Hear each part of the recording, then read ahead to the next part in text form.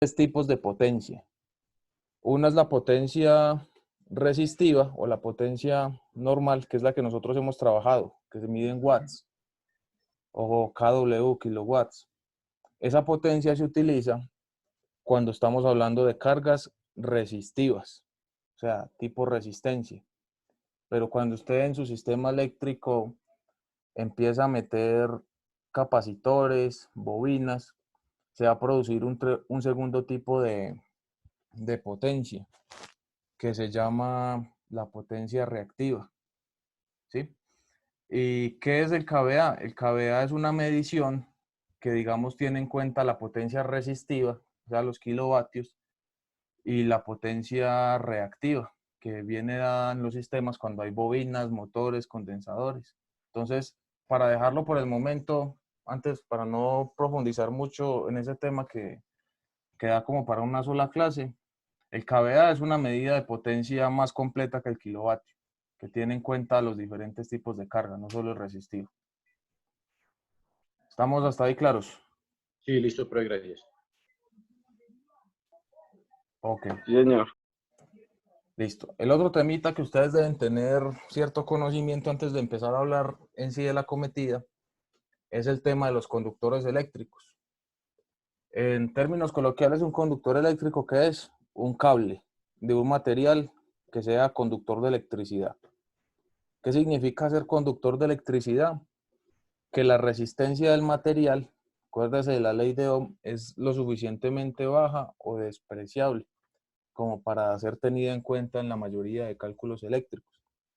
Normalmente los conductores eléctricos que se usan son cobre y aluminio, siendo el cobre, digamos, mejor conductor que el aluminio, pero el aluminio suele ser más económico. En términos generales, nosotros que usamos cobre o utilizamos algún tipo de aluminio en aleación con cobre, como digamos algunos tipos de barras para puestas a tierra. Entonces, ¿qué es importante que usted sepa de un conductor eléctrico? Primero, que es un elemento que está diseñado para conducir la electricidad. ¿Qué pasa ahí? Nosotros cuando estamos viendo electricidad, hablamos de que todos nosotros estamos compuestos de átomos y por lo tanto sobre todos nosotros fluye la energía eléctrica. Resulta que un elemento pensado para conducir, como les venía diciendo, es un elemento que tiene una resistencia demasiado baja a la corriente, ¿sí? Y que no realiza, digamos, ningún tipo de modificación sobre la onda o sobre las propiedades de la corriente que estamos conduciendo. Eso es un cable eléctrico. Lo que les decía, normalmente se fabrican con cobre y en algunos casos se utiliza aluminio. En la presentación que les paso, pues hay algunas URLs, algunas direcciones para que entren a ver videos o consultar o profundizar más de algún tema en alguna clase. Listo. ¿Cómo está constituido un cable? Normalmente, como el que ven en la imagen. ¿Qué lleva un cable? El conductor eléctrico, obviamente, es un núcleo de cobre, de material conductor, que va generalmente sólido. Si es sólido completamente el conductor, estamos hablando de un alambre. El término cable lo vamos a utilizar principalmente cuando hablemos de pequeños hilos que van entrelazados, ¿sí? Entonces el alambre va a ser un material más rígido, más duro, mientras el cable va a ser un material más flexible. ¿Qué más tiene un cable? Además del núcleo del conductor, va a tener como mínimo un aislante. El caso, digamos, del cable eléctrico que se usa en instalaciones eléctricas domiciliarias. Viene el núcleo y viene un encauchetado que lo protege de diferentes colores. Adicional, hay algunos cables que por su aplicación van a tener una capa de relleno, que en términos generales, ¿qué es? Otro aislamiento. ¿Y para qué va a servir esa capa de relleno? Para que el cable mantenga su forma, para que tenga cierta resistencia mecánica, para que si se va a suspender en el aire, digamos, conserve su forma, etc.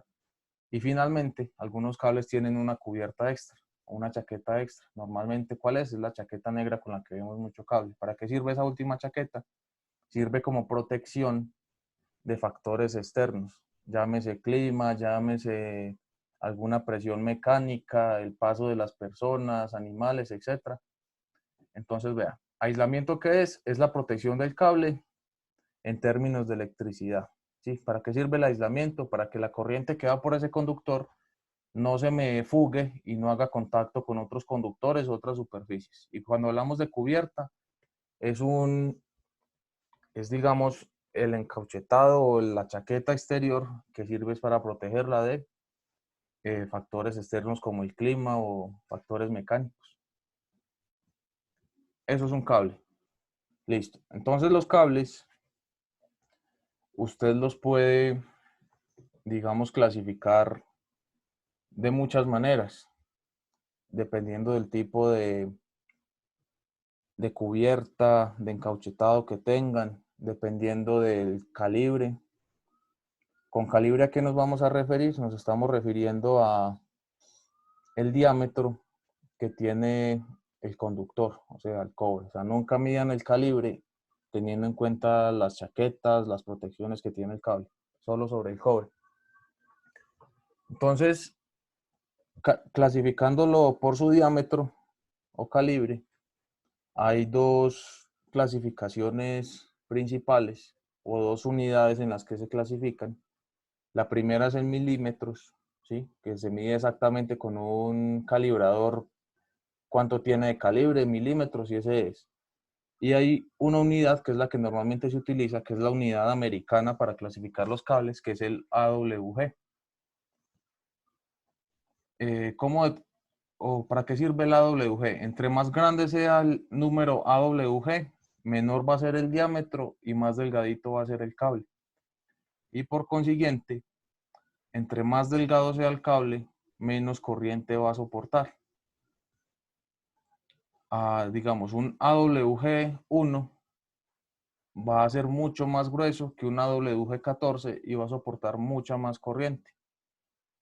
Listo. En la norma, ¿yo dónde puedo encontrar, en la 2050, dónde puedo encontrar para cada calibre cuánto amperaje soporta? En toda la sección 310, todas las tablas.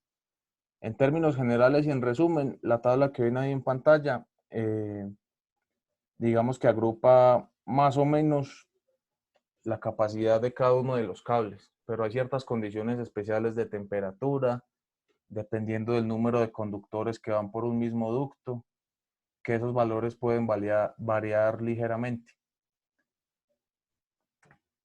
Listo.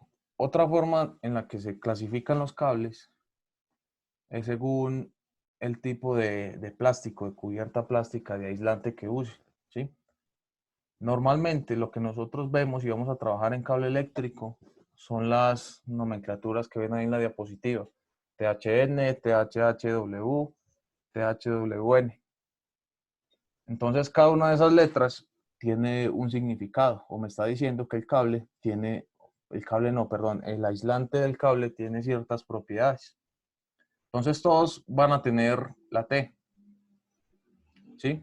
¿Qué es T? Que el aislamiento es termoplástico, o sea, que es dependiente de la temperatura.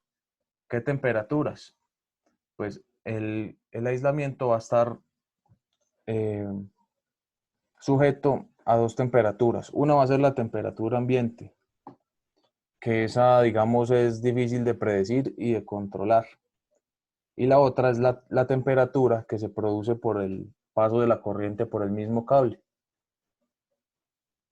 Listo. La H va a significar resistencia al calor. Listo. Dos H's, o mejor dicho, los cables, generalmente se fabrican para tres diferentes temperaturas.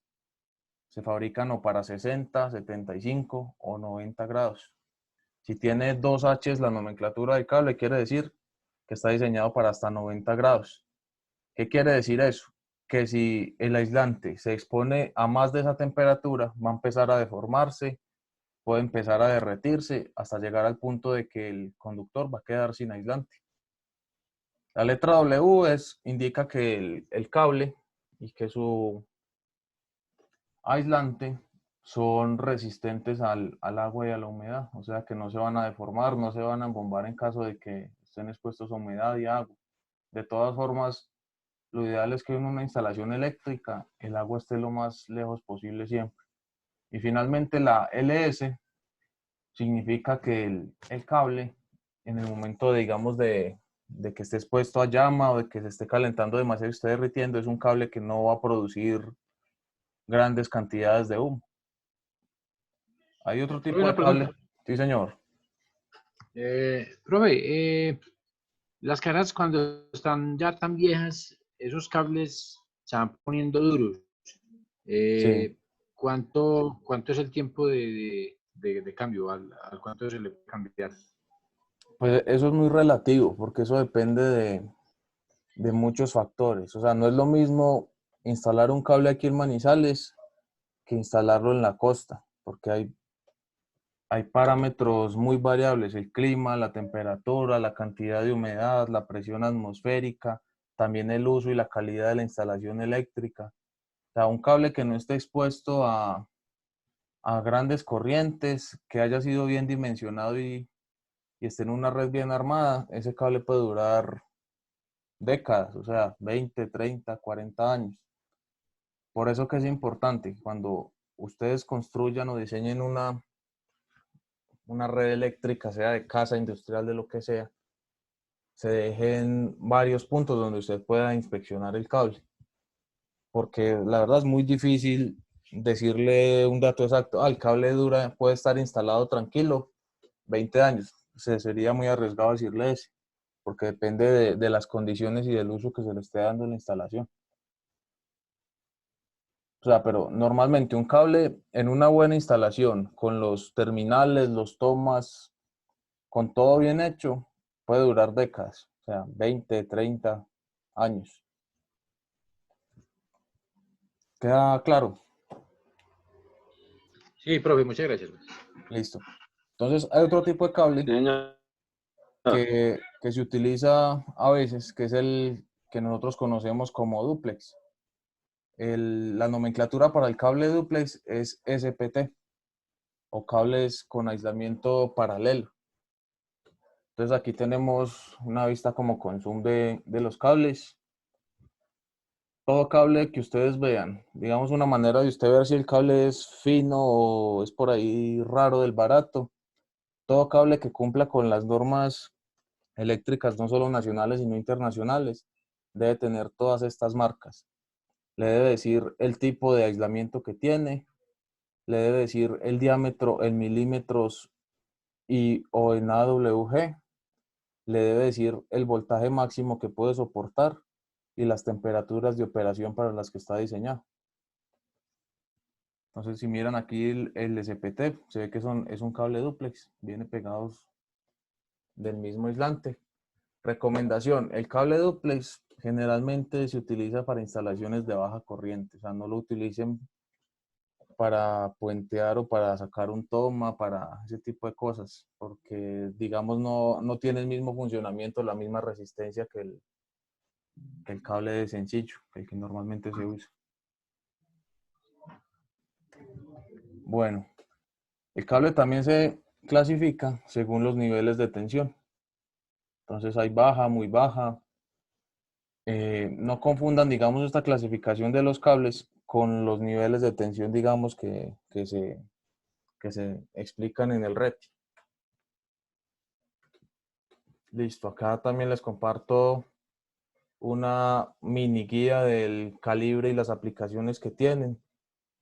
De todas formas, lo más sano y lo más prudente es que cuando ustedes estén haciendo o diseñando más bien una instalación eléctrica, no se dejen guiar por, por el común, por el de siempre. ¿Qué quiero decir con eso? Que normalmente uno los tomas y todo eso los hace con cable del 14. Pero si uno hace bien el ejercicio de diseño, uno debe saber qué se va a conectar en ese toma. Entonces, digamos, si en ese toma va a ir un elemento de consumo de alta potencia, sería mejor meterle un cable de mayor calibre, o sea, meterle un 12, un 10, dependiendo de las condiciones. Entonces, ahora sí, entrando, digamos, de lleno al tema de lo que es